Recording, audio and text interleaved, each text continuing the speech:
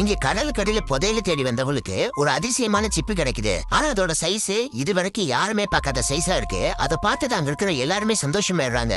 ஏன்னா இது வரைக்கும் யாருமே இவ்வளவு பெரிய சிப்பிய பார்த்ததே கிடையாது. சோ ஏதோ அதிர்ஷ்டம் அடிச்சுட்டு தான் நினைக்கிறாங்க. அப்பதான் அங்க இருக்கிற ஒருத்தர் இதை பத்தி சொல்றாரு.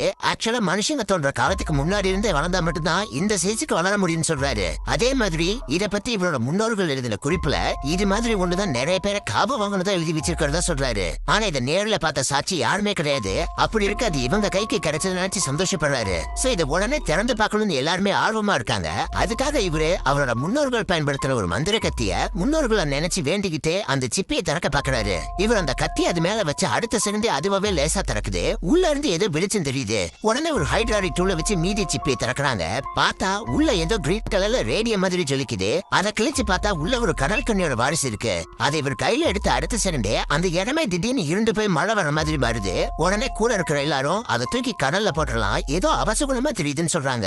இவரும் பயந்து போய் அதை கடல்ல போடுற மாதிரி எல்லாரும் முன்னாடி போட்டு அதுல இருந்து ஒரு முத்துவம் மட்டும் யாருக்கும் தெரியாம எடுத்து வச்சிருக்காரு. கடைசியில தான் அது எவ்வளவு பெரிய தப்புனே புரியுது. ஏன்னா இத்தனை வருஷமா கடலுக்கடியில அமைதியா இருந்த ஒரு வினோதமான மிருகத்தை அந்த முத்துவை தேடி வெளியில வர வச்சிடறாங்க.